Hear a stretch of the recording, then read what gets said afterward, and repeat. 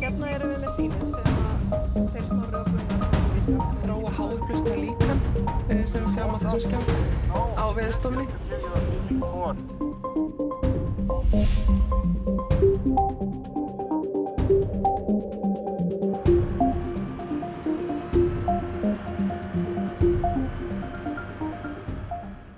Já, það sem maður þarf að hafa í huga þegar verið er að undirbúa haustferð á Hofsjökul, það er að sjálfsögðu það að leysingatíminn sé búinn, en jafnframt að ekki sé kominn harða vetur á svæðið.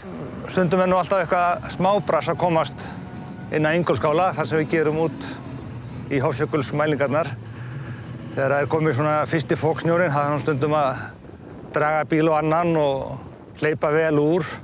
Þetta eru þungur dráttur með tveggja kerrur og bensínið og jöklastikurnar. Þetta þarf alltaf að komast heilt upp yfir. Já, svo þurfum við að koma við í Ásbjarnarvötnum og taka með okkur neysluvatn í brúsa því að það er nú ekki rennandi vatn í Ingólfsskála. Þó að það sé nú fínt hús að mörgu öðru leyti, þá tökum við það með okkur hérna.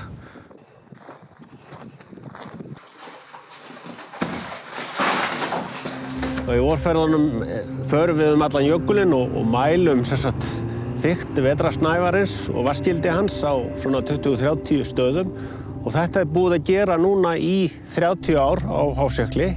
Það eru einungis 40-50 jöklar í allri veröldinni þar sem að afkomuraðir eru svo langar eða lengri. Það er að segja hafa náð 30 árum.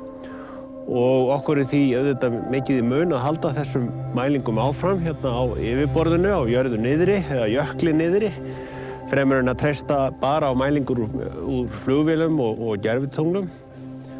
Og ef við tökum meðaltöl yfir þetta 30 ára tímabil, þá er vetrarafkoman að meðaltali 2 metrar á ári af vatni. Ef við tökum allt snjólagi, bræðum það, þá er það vatnslag sem að dreifist yfir allan jökul og verður 2 metrar þykkt. En sumarleysingin hefur að jafnaði verið 3 metrar á ári. Þannig við leggjum saman 2 pluss -3, þá fáum við -1. Það er að segja að það tapast að jafnaði 1 metri af vatni á ári hverju yfir þetta 30 ára tímabil.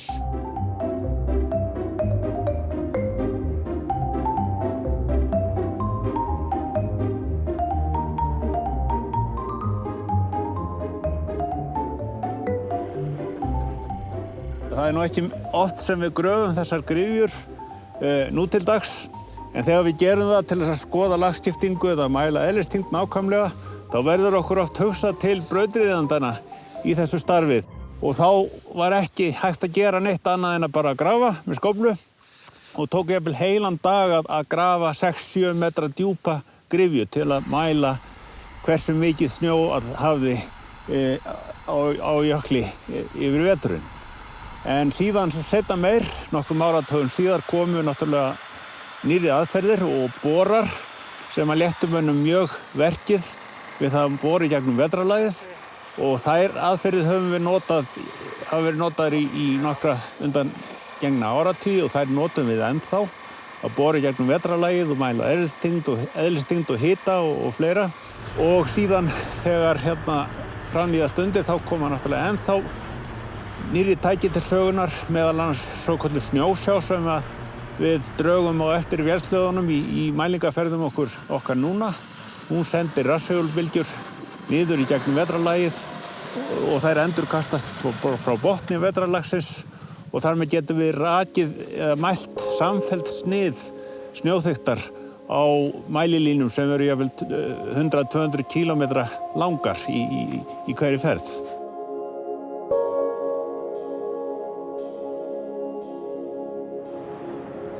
Það kemur sumum á óvart hvað það er fjölbreytt starfsemi innan stofnunar sem ber heitið Veðurstofa Íslands. Allt frá samruna Veðurstofunar og vatnamælinga fyrir liðlega 10 árum er Veðurstofan samþætt stofnun með alla eðlisþætti undir, veður, vatn, jökla, jörð og haf.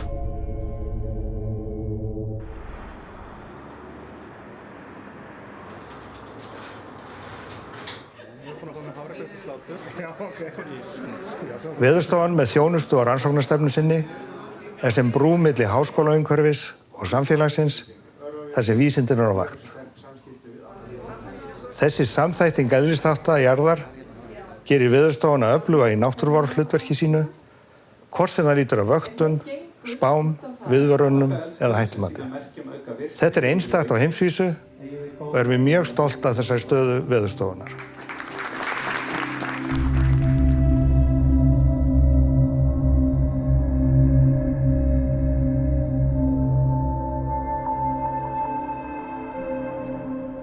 Ef okkur þykir ástæða til að þá eru almannavarnir líka kallaðir á þennan fund. Ég vinn í náttúruváreftirliti. Það er nefnilega þannig að á Veðurstofunni erum við ekki bara að gera veðurspár, heldur erum við líka að fylgjast með náttúruvá alls staðar á öllu landinu.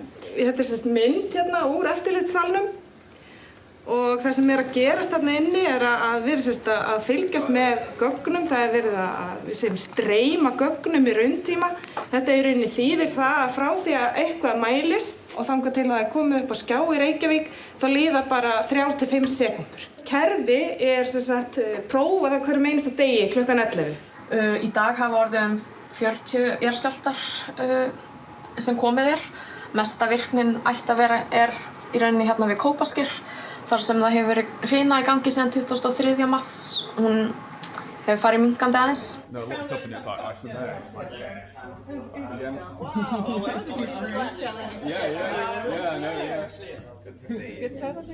Já, ég heiti Sigrún Karlsdóttir og er náttúruvárstjóri á Veðurstofu Íslands. Ég er veðurfræðingur í bakgrunni en gegnir núna þessu náttúruvárstjórastarfi og það felst aðallega í því að vera að fylgja eftir stóru verkefnum sem við erum að vinna að sem það snúa náttúruvá ýmiss konar og er það meðal annars að vinna við hættu áhættumat sem við erum að gera.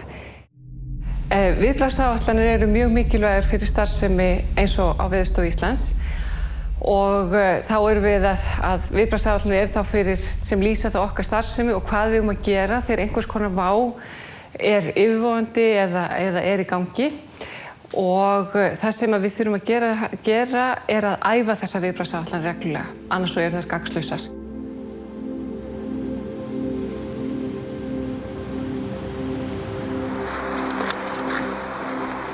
Svokallaðar sýnóveðurathuganir eru gerðar víðs vegar heim á þessum mönnuðu veðurathugunarstöðvum. Þær voru miklu fleiri hér áður fyrr en hefur fækkað mikið á síðastliðnum árum. Í Reykjavík er þá ennþá mönnuð veðurathugunarstöð og við förum og mælum í mælareitnum á veðurstöðuhæðinni tvisvar á sólarhring, klukkan 9 á morgnana og klukkan 18 á kvöldin.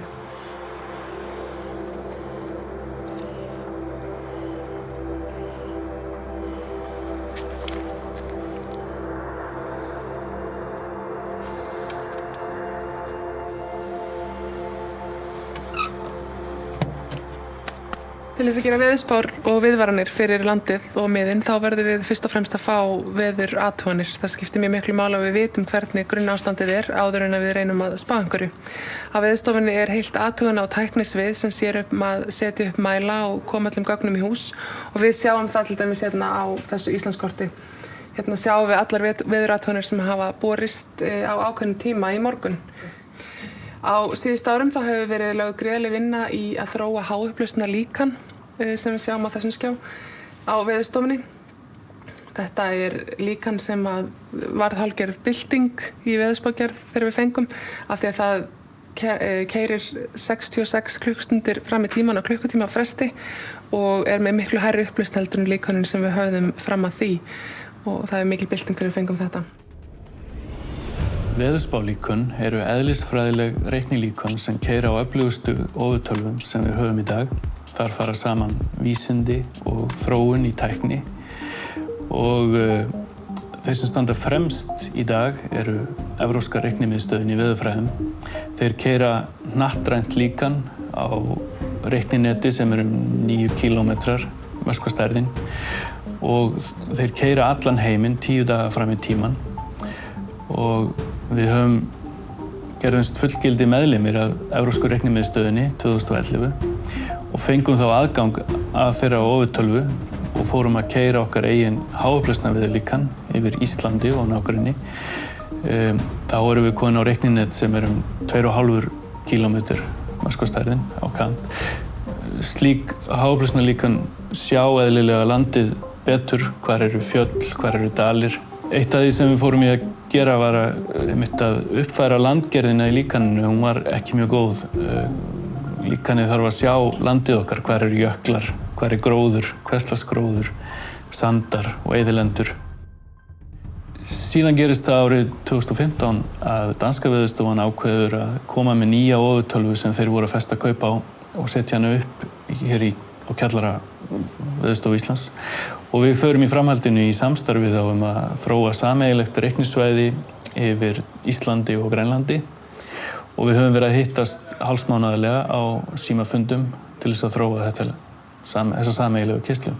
En nú að útvíkka þetta samstarf enn frekar og innkoma Hollendingar og Írar og þessar 4 þjóðir munu vera farnar að keyra sameiginlega veðurspákeyrslu frá og með janúar 2023 og 2022 mun ný stór ofurtölva vera sett upp hér á landi.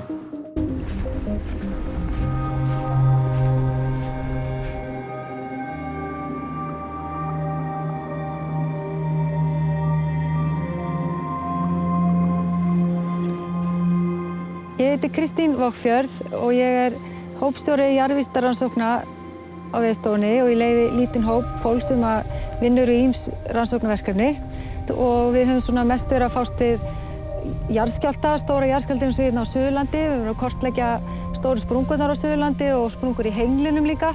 Hérna til dæmis núna þá erum við hérna í Eyjum og þá er ég hérna við Eldfell og við vorum hér með mæla sem við rákum í síðan 2017 með Norðmönnum í svona litlu samstarfsverkefni og við vorum að taka þá niður núna. Þeir eru búin að vera að mæla í 2 ár og nú verður farið og unnið úr gögnunum og séð hvort við sjáum einhverja áhugaverða skjálfta undir Heimaey.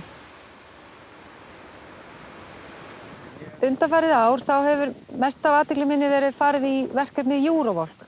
Eurovolk er svona evrópskt samstarfsverkefni sem miðar að því að tengja saman eldfjallasamfélagi í Evrópu, bæði rannsóknarstofnanir og eftirlitsstofnanir. Þannig að þetta verkefni miðar að því að byggja þessi tengsl milli eldfjallafræðinga í Evrópu til að styrkja eftirlit og rannsóknir á eldfjallafræði í Evrópu.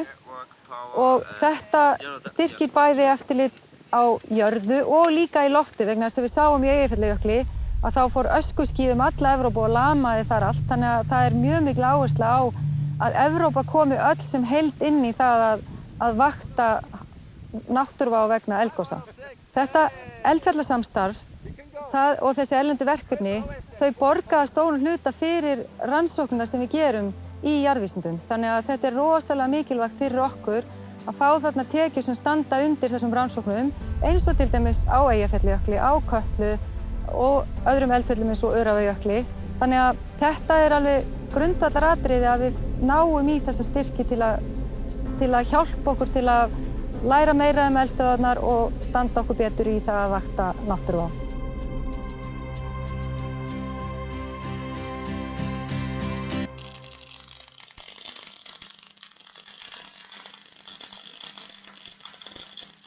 Já, við erum búin að smíða nokkur svona bracket hérna á Veðurstofunni til þess að setja upp, bæði á Mýrdalsjökli og eins á Vatnajökli. Og þau sjá ýmist GPS-tæki, jarðskjálftamæla, nú eða hvoru tveggja. Og svo erum við einnig með á nokkrum stöðum vefmyndavélar tengdar þessu til þess að fylgjast líka með. Og þessi stöður hérna fyrir aftan okkur, hann er með myndavél, vefmyndavél sem hefur verið í þróun á Veðurstofunni hjá tæknimannagrúpunni þar undanfarin ár. Hún er hérna við Sátujökul og þjónar þeim tilgangi að segja okkur hvernig aðstæður eru fyrir ferðalög á jökulinn á haustið til og eins hvort að mikið nýsnæði sé komið. Þetta er bara alveg bylting að geta fylgst með þessu bara live, hvenær á að fara og hvenær besti tíminn er að fara til jöklamælinga og eyðir óvissu, mikill óvissu með ferðalög. Já, við þurfum að sinna þessu mælakerfi og til þess höfum við mjög sérhæfða starfsmenn og sérhæfðan búnað sem við þurfum til þess að geta farið á þessa staði.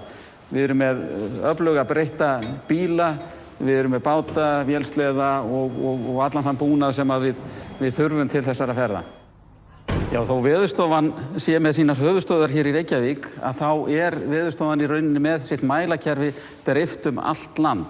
Við erum að mæla ekki bara veður, við erum með jarðmælakerfi og við erum með vatnshæðamælakerfi og svo erum við með hér líka mörg sérhæfð minni mælakerfi, þenslumælistöðvar, innhljóðstöðvar, eldingastöðvar, háláttastöðvar, veðursjár, vindsjár, öskusjár, öskumæla og ósonmæla og ýmiss konar umhverfisvöktunarstöðvar. Eins og hér í kringum Vatnajökul, að þá erum við með sérstaklega þétt með net af bæði GPS-mælum og jarðskjálftamælum. Við erum með mæla hér allt í kringum jökulinn sem að við notum til þess að staðsetja skjálfta með mikilli nákvæmni. En það nýjasta hjá okkur kannski það að við erum farnir að reka mæla í jöklinum sjálfum. Stíg hérna niður, ljósa vegnum og inn í tækjaskápinn. Og við sjáum hérna módemið hérna upp til vinstri. Hérna undir skápnum. Þetta 200 ampustundir af geymum. Og svo hérna alveg onni í kjallara. 3 metrar niður hérna. Og hérna niður á botni er neminn.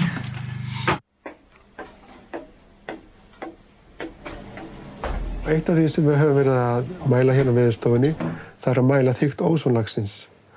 Og við eigum eina lengstu mælaröð sem mælt með sama tækinu. Tækið þá kom hingað til Reykjavík 1957. Hér upp á þaki Veðurstofuhússins geymum við ósontækið.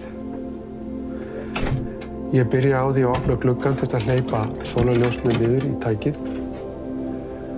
Ég les af hitamæli og stilli tækið eftir hitastigi tækisins.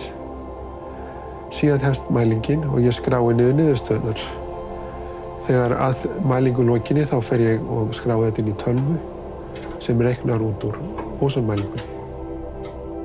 Ósonlagið okkur mikilvægt. Það vel lífríki jarðar fyrir skaðlegum geislum frá sólinni. Við sjáum í okkar gögnum að ósonlagið tekið að jafna sig aftur eftir að samkomulag náðist takmörkun á losun klórflúorkolefna.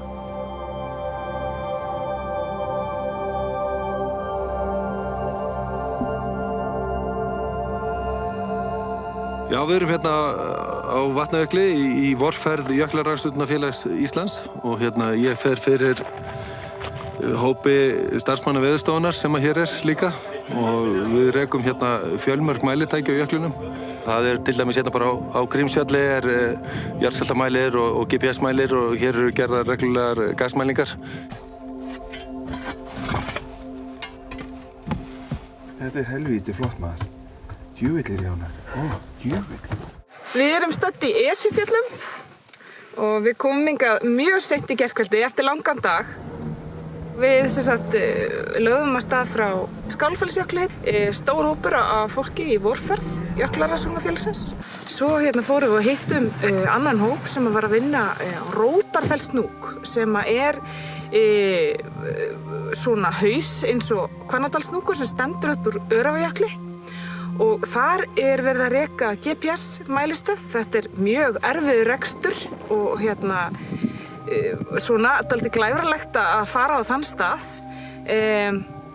Það þurfti að það var búið að fenna svo mikið og ísa, þannig að það þurfti að moka og vera með svona prjón til að brjóta sig og bara finna tækið sem var lengst marga metra undir ís og snjó.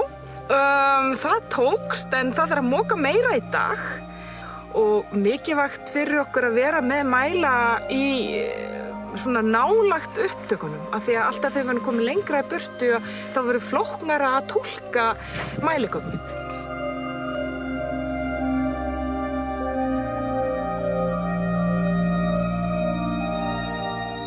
Þó að jökullinn kannski virðist vera mjög sléttur og hann það vissulega á köflum, að þá koma líka kaflar þar sem hann alls ekki sléttur.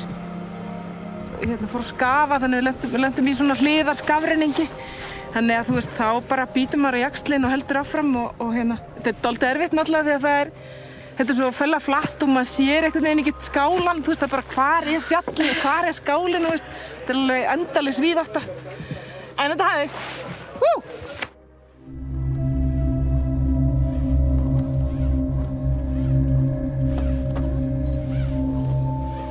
he's just gonna go and have a look. Okay. So we're not counting on him falling into a crevasse. So. Okay. I'm going to be measuring the gases from Barthabunga. Why? It helps us to know about if there's any changes in the volcanic system. For example, if there's been an influx of new magma, as some of the deformation data from Benny shows that new magma is entering the system, and if it's become sufficient to change the composition of the gases that are reaching the surface. That helps us learn about the state of the volcano and if we might be moving towards an eruption.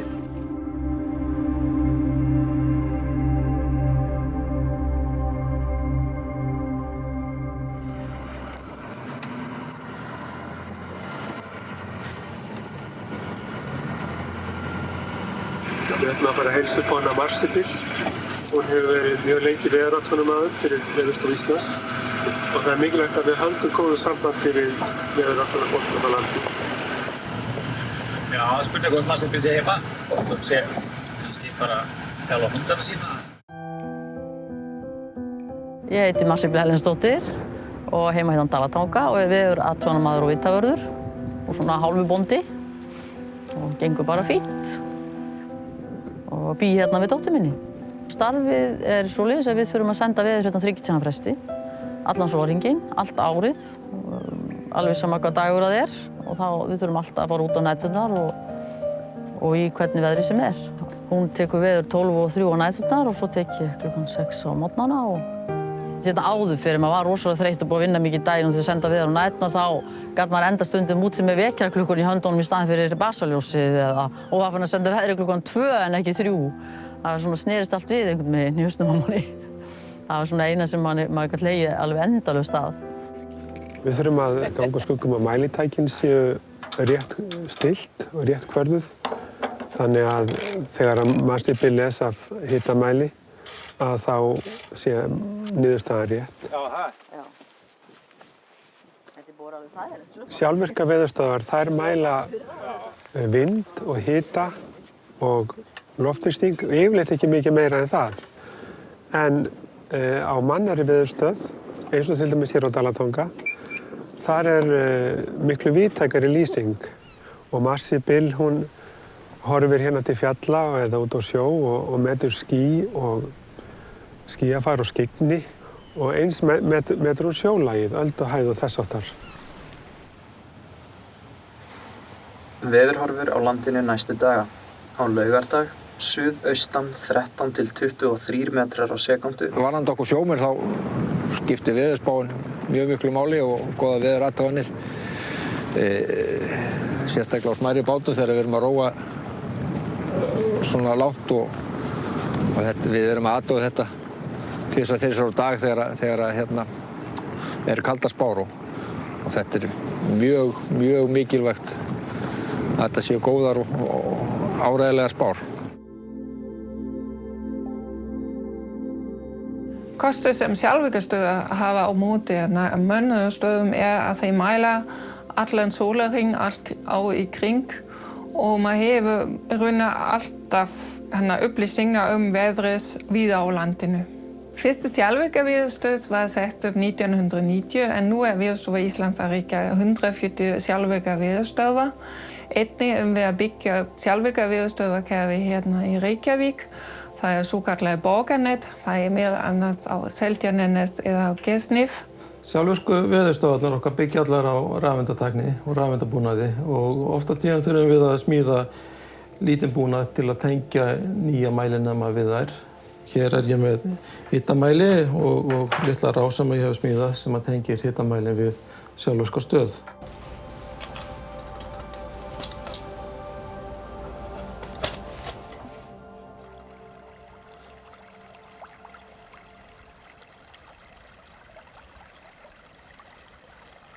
My name is Matthew Roberts and I joined Veðurstofa Íslands 18 years ago.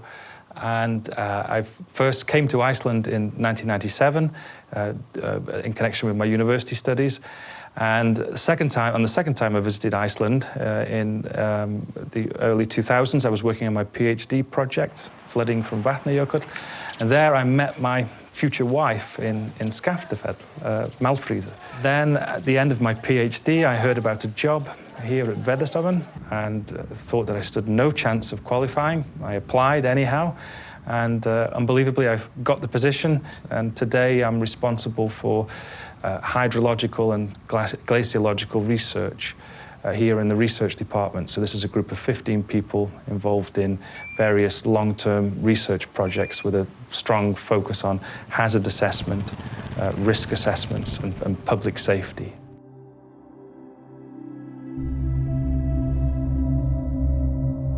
This map is a good example of the type of results that the research group makes. This map shows a simulated Jökulhlaup from Vatnajökull, the Skaftárhlaup. This is actually the Skaftárhlaup from 2015, October 2015 that occurred.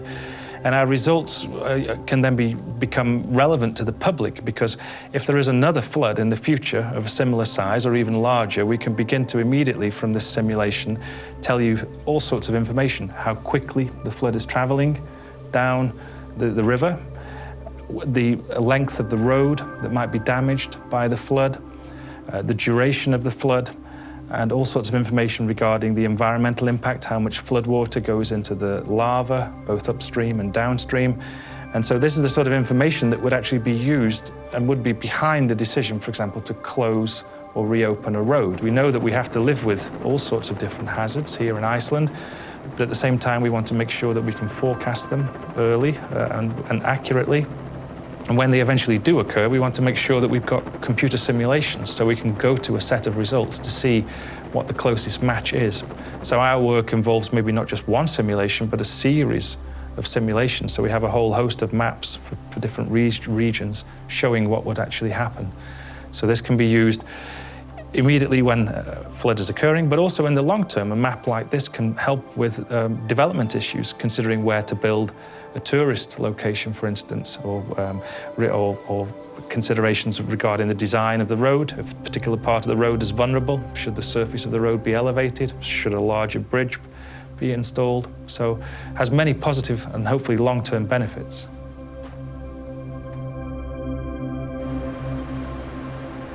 Við erum staðið við Eldvatn hjá Ásum í Skaftártungu og þetta er önnur kvísl Skaftár. Hún skiptist hérna aðeins ofar og helmingurinn, stærsti hlutin kemur hérna niður og minni hlutin fer við Kirkjubæjarklaustur. Ja, við erum á athugunar og tæknisviði Veðurstofunnar og svona okkar megin starfið bara að safna gögnum og vinna á þeim. Og við mælum hérna vatnsæði í ánni, mælum reynslið á þessum klái sem við stöndum hérna við, hengjum mælitæki á og mælum hérna á leiðinni yfir og reiknum út reynslið. Já, hér sendirinn. Hann sendir hljóðbylgju niður í vatnið, síðan hlustar hún eftir endurvarpinu og endurvarpið kemur frá kornum í vatninu og síðan þannig skynjar hún hraðan á vatninu. Þetta er dýpið og litirnir tákna straumhraðan og eins örvarnar meðal straumhraðan í hverju sniði. Og svo stendur hérna lokatalan 66,9 rúmmetrar á sekúndu.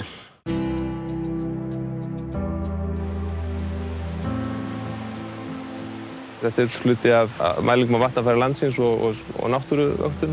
Vegna þess að hérna fáum við flóð í ána, kemur úr Skaftárköllum upp í Vatnajökli og hlaupin koma á nokkur ára fresti.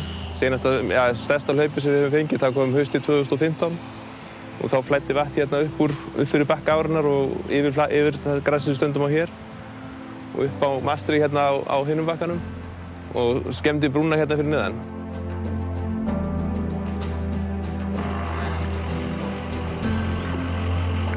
Hér fyrir neðan okkur streyma fram 80.000 lítrar á sekúndu.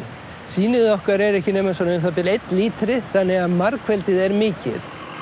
Hérna kemur vatnið inn. Þetta er sílið sem að þeir Snorri og Gunnar tóku í Skaftá við Kirkjubæjarklaustur. Það kemur svona til mín. Ég byrja á því að setja það í svona setflösku þar sem það stendur yfir nótt. Daginn eftir er vatnið sogað ofan af og grófasti hlutinn verður eftir í botninum. Vatnið sem er sogað úr, það er vigtað og mælt, en grófasti hlutinn, hann heldur áfram hérna í setvog sem að mælir sethraða og mælir einnig heldarmagn svifursins.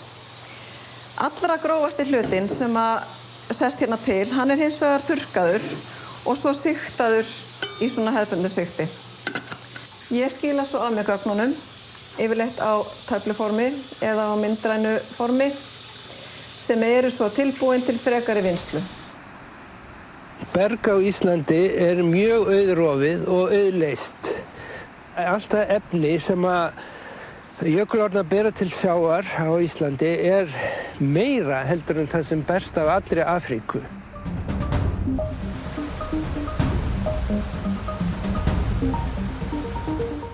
Landsvirkjun, Orkustofnun og síðar Veðurstofa Íslands hafa átt í samstarfi í áratugi og þetta samstarf byrjaði á þessum hefðbundnum vatnamælingum og veðurmælingum og nær kannski hámarki svona í kringum árið 2000 og þarna aðalega verið hugað í að mæla allar stærstu ár landsins og safna upplýsingum þær og þessar upplýsingar hafa síðan verið notaðar til þess að ákveða stærð virkjana og taka ákvarðanir þá líka hagkvæmni slíkra virkjana. Og ef við horfum síðan fram í tímann og horfum til dæmis áhrif loftslagsbreytinga, að til þess að við getum gert okkur grein fyrir áhrifum loftslagsbreytinga, þá þurfum við líka gögnum að halda. Og þar Veðurstofan verið svona í lykilhlutverki og unnið að svona veðurfarsatlas fyrir allt Íslands, þar sem notað háupplausnar veðurfarslíkan til að búa til veður bæði aftur í tímann fyrir allt landið og líka fram í tímann fyrir allt landið. Og það sem breytingar að gerast mjög hratt hér á Íslandi, þá þessar upplýsingar mjög mikilvæg fyrir Landsvirkjun og við höfum verið að sjá rennsli verið að aukast til virkjunarkerfisins hjá okkur. Og þetta hefur skipt sköpum hjá Landsvirkjun allavega við að ákveða hvar þarf að fjárfesta í kerfinu og hvar við megum vænta þess að fá svona mestu aukningu á rennsli inn í kerfið.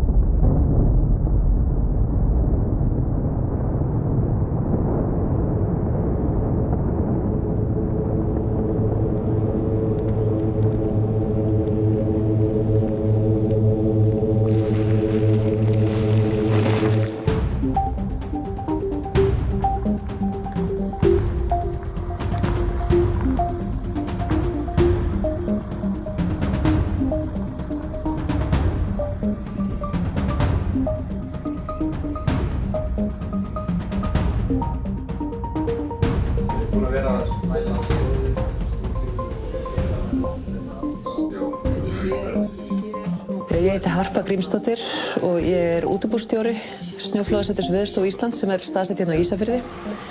Snjóflóðasetrið það hérna í Vestrahúsinu á Ísafirði þar sem eru margar aðrar stofnanir, rannsóknarstofnanir og fyrirtæki sem þetta svona lífilegur vinnustaður.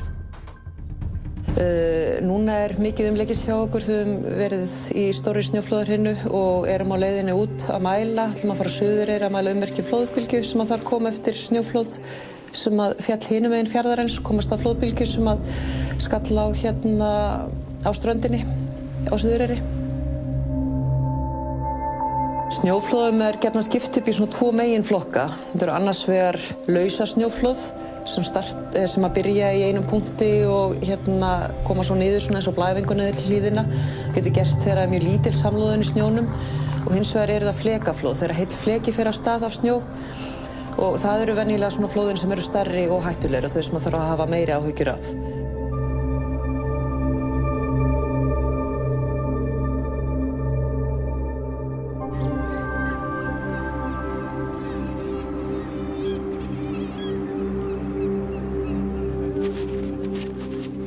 Up the snow here just to give you a feeling for snow conditions. So please come after us up the steps here. Conceptual model of analysis. Já, ég heiti Tómas Jóhannesson og ofanflóðasérfræðingur á Veðurstofu Íslands. Ég vinn mest með varnarvirki gegn snjóflóðum og hér á Siglufirði hafa verið reist mjög umfangsmikil varnarvirki á síðustu 20 árum. Við erum stödd hérna á leiðigarði neðan við Strengsgil. Hann með fyrstu görðunum sem restir voru hér á landi og við vorum sammála þetta sem að því komum að Flateyri og þessi staður hér á Siglufirði væri einhverjir allra hættulegustu staðir og þar þyrfti að byrja.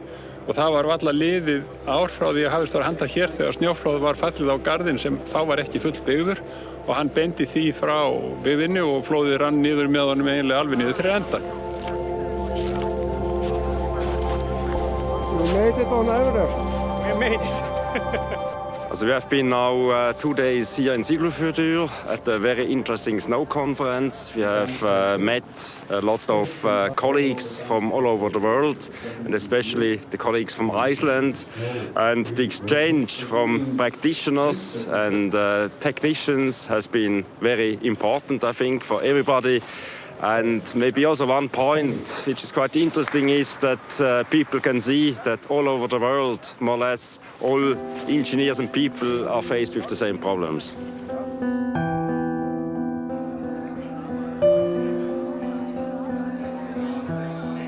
Jón Kristinn Helgason heiti ég, sérfræðingur í skriðuföllum hjá Veðurstofu Íslands.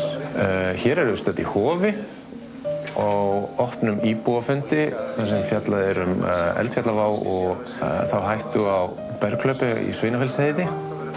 Þetta opinn íbúafundi þar sem fólki gefst tækifæri á að spyrja þær rannsóknir og þá hættu sem á svæðinu.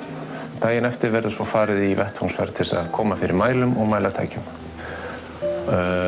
Ástæða fyrir að við erum náttúrulega að þessi óstöðuga hlíð, við teljum að hún getur hlaupið innan ára eða áratuga og erum því að vakta hana.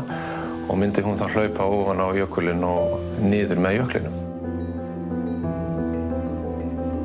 Já, það sem við erum að gera hér að við erum búin að reka niður járnhæla og við erum að GPS-mæla stafstönguna þeirra. Þannig við getum komið aftur og mælt þessa punkta og þá getum við skoða hvort það sé færsla eða hreyfingum þá.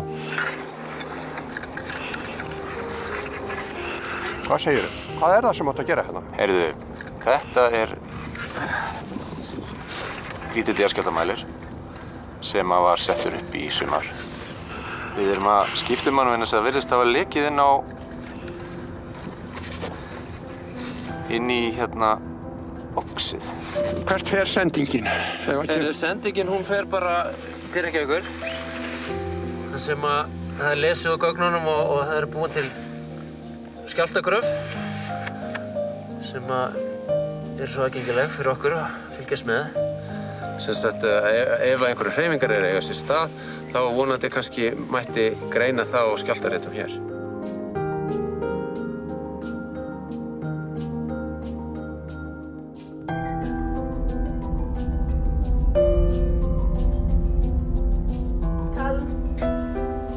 But it was also in 700. Yeah, of course. I mean, we can view all of them. I mean, this is mainly the low-level plume.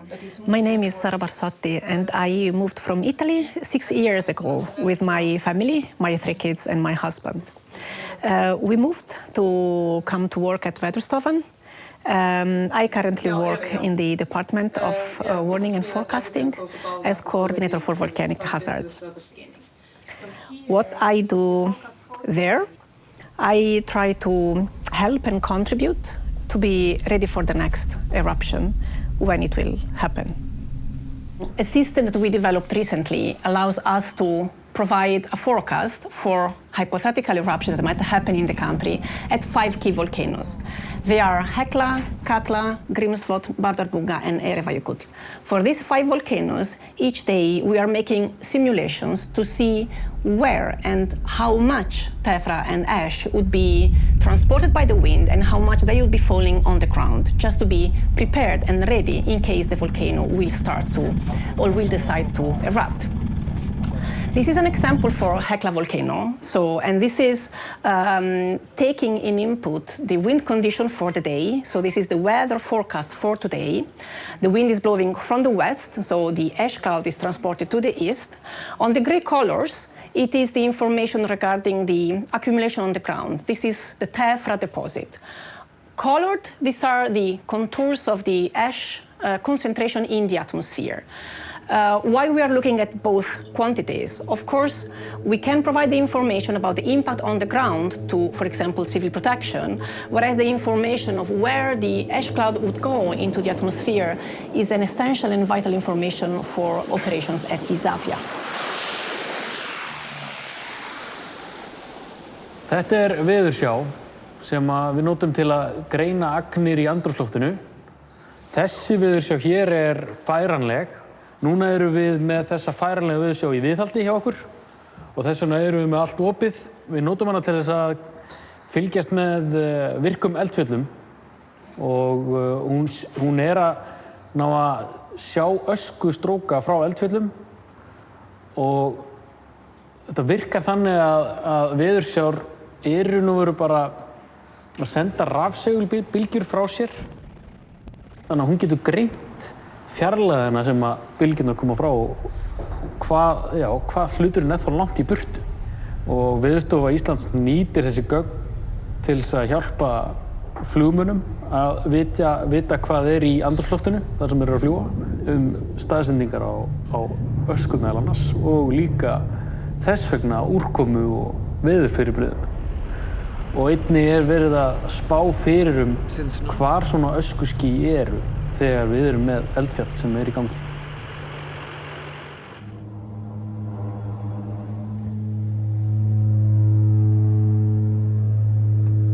Alþjóðlega flugmálastofnunin hefur útnefnt Veðurstofu Íslands sem svokallaða eldfjallaeftirlitsstöð. Sem þýðir að innan veggja Veðurstofu Íslands stofnun sem heitir Icelandic Volcano Observatory. Í flestum öðrum löndum þá þetta tvær aðskildar stofnanir og því samskiptaleiðin miklu lengri.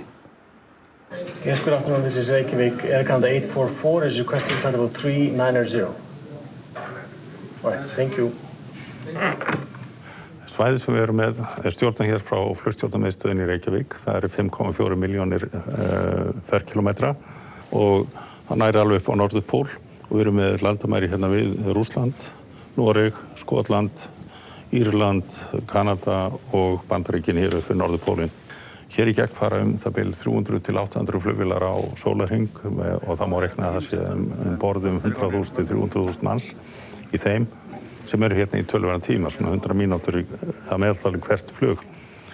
Og við stjórnum þessu í mikilli samvinnu við Alþjóðaflugmálastofnunina. Samstarf Alþjóðaflugþjónustunnar hér á landi og Veðurstofu Íslands mjög mikil og þeir veita mikilvægar upplýsingar inn í þessa þjónustu, til dæmis með ísingu og kyrrð í lofti, auk ýmsu veðurupplýsinga. Við erum voðalega mikið inn á veður.is og ég byrja nú oft á því að fara bara inn á það. Svo finnst mér voða þægilegt að fara hérna á úrkomuspána og það gefur manni ágætis svona heildarmynd af því hvað í gangi, sko.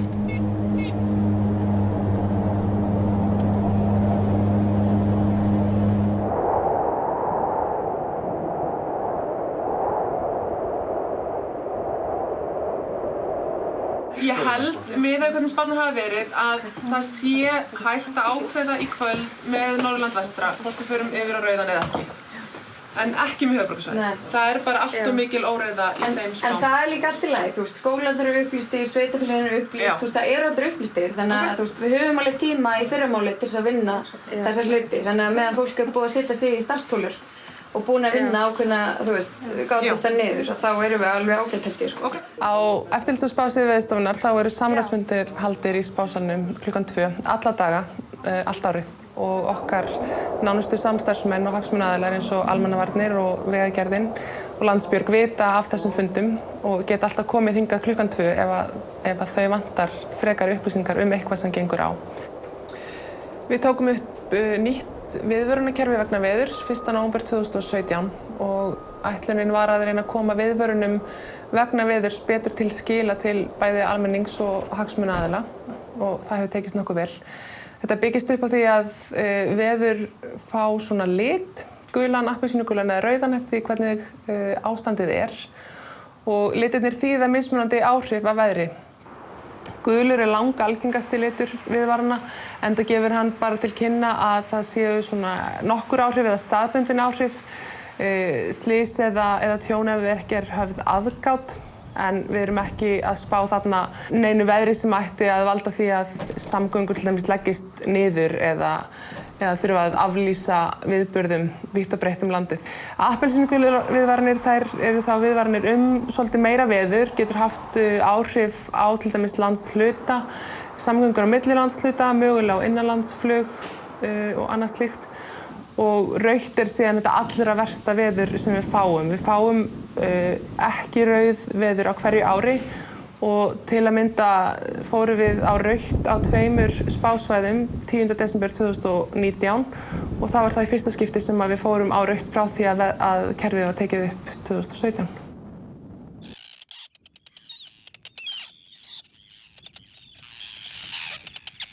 Já, ég heiti Halldór Björnsson og ég hópstjóri veðurs- og loftslagsrannsókna.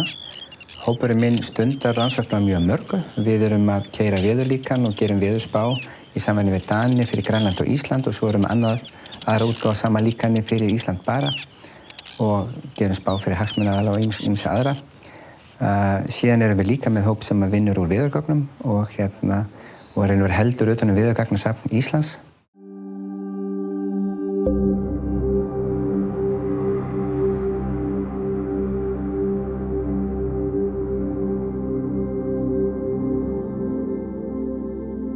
Já, á undanförnum árum þá höfum við verið að safna gömlum ljósmyndum af jöklum á Íslandi. Þetta er gert í tvennum tilgangi. Annars vegar að sýna bara almenningi og þessar miklu breytingar sem hafa orðið á jöklunum með því að finna þessar gömlu myndir og heimsækja sama staðinn aftur og taka mynd frá nákvæmlega sama sjónarhorni að þá sést mjög skýrt og greinilega hversu mikið þeir hafa hörfað. Þessar elstu myndir eru frá 1890 og við erum með nokkra myndir frá þeim tíma, dönsku landmælingamennir sem mældu upp landi hérna rétt eftir aldamóti 1900, þeir tóku hellinga myndum í sínum ferðum og hérna erum við að horfa yfir Öræfajökulinn og Skeiðarárjökul og fjöllin Skaftafelli og það eru þó nokkuð mikið af myndum sem eru til frá þessu svæði.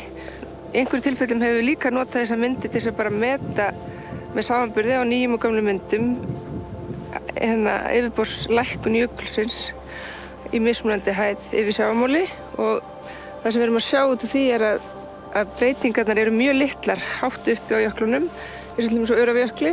Þar erum við með myndasyrpu sem er tekin upp eftir Kotarjökli og þar sjáum við að sporðarnir eru að þynnast og hörfa en efst uppi erum við að sjá litlar breytingar í hæð.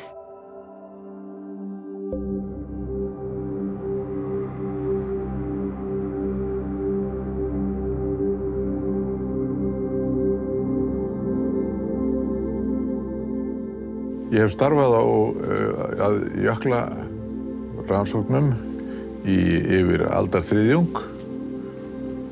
Meðal þess sem ég hef gert er að ala önn fyrir mælingum Jöklarannsóknarfélagsins á sporðum jökla víða um land. Og þá hefur meðal annars komið í ljós að frá aldamótin síðustu og þar til núna fyrir 2 árum þá höfðu yfir 50 jöklar orðið loftslaginu að bráð. En þeir voru flestir smáir en þó einn sæmilega stór sem var Okjökull og honum hefur verið gerð allgóð skil í umfjöllun í fjölmiðlum.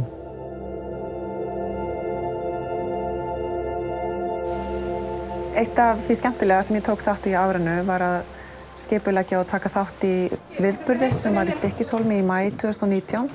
Þar var viðurkenningarskjöldur afhjúpaður frá Alþjóða veðurfræðistofnuninni fyrir meira en 100 ára samfelldar veðurmælingar. Við ætlum að byrja þig að afhjúpa þennan skjöld. Jú, ég ríf hann ekki niður. Nei, það. Skjöldurinn var settur í Norska húsið sem Árni Thorlacius lét reisa en það var einmitt hann sem hóf veðurathuganir í Stykkishólmi í nóvember 1845.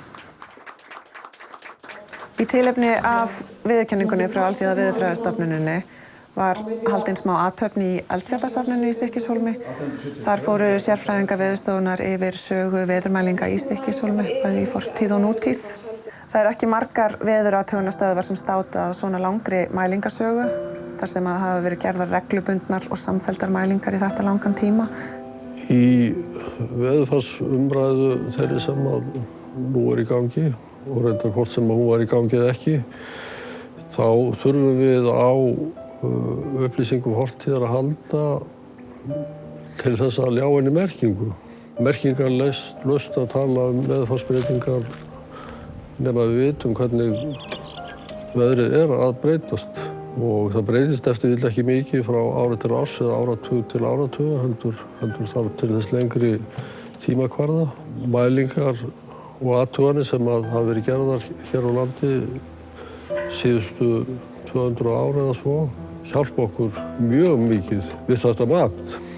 Við eigum til veðurathuganir alveg aftur á 18. öld. Talsvert af þessum athugunum hefur verið skráð á tölvutæku formi og aðgengilegt í gagnagrunnum. En hluti af því hefur verið myndaður, þannig að við getum skoðað þessi gögn á þess að þurfa að snerta þessu gögnu pappíra. Aðalvík, 1881 og 1882.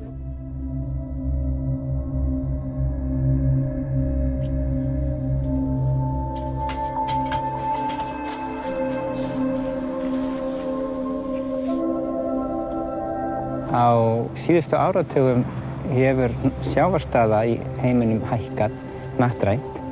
Hækkunin er svona 3-4 mm á ári og það er hraðara núna en var á fyrir hluta síðustu aldar.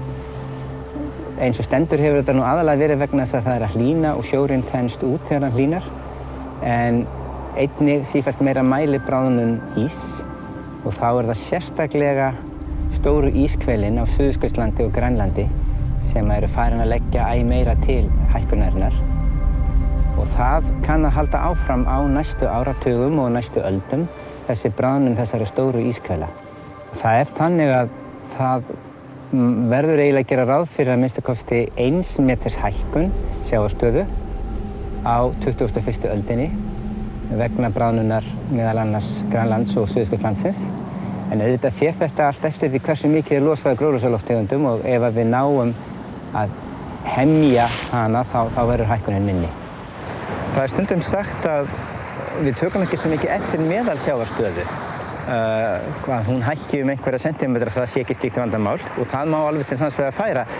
En það sem maður þarf að hafa í huga er að mestu flóð, munurinn á mestu flóðum, það er flóður sem gerast kannski 100 ára fresti og flóður sem gerast á 10 ára fresti, eru ekki nema nokkrir sentimetrar, kannski 10-20 sentimetrar.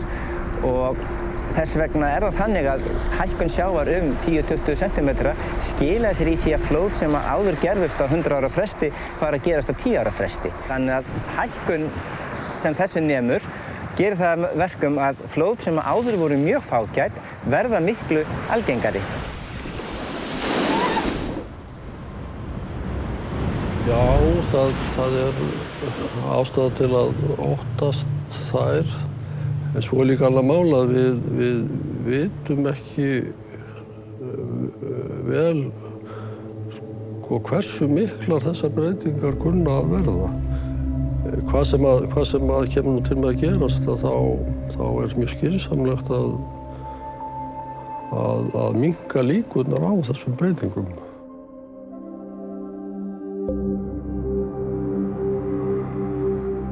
Á 200 ára afmæli Veðurstofu Íslands verður Hofsjökull þá ennþá til. Já, það eru til líkanreiknaða niðurstöður sem benda til þess að þá verði 40% af núverandi rúmmáli hans ennþá eftir.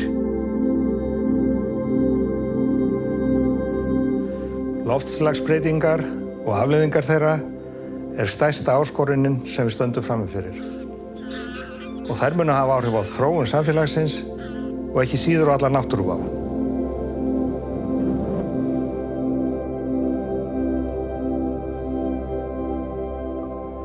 Loftslagsbreytingum fylgir mikil óvissa og Veðurstofan gegnir lykilhlutverki í að greina þessa óvissu og vakta þær breytingar sem eiga sér stað í náttúrunni til þess að auðvelda samfélaginu að taka sem bestar ákvarðanir. Það fer nú örugglega að rigna líka aðeins á norðanverðu landinu svona þegar líða tekur á. Kjarninn í okkar þjónustu fyrir samfélagið er einmitt þetta, að vakta, rannsaka, greina og miðla upplýsingum. Og ég er þess fullviss að Veðurstofa Íslands mun svara kalli samfélagsins eins og hún hefur gert á liðnum 100 árum.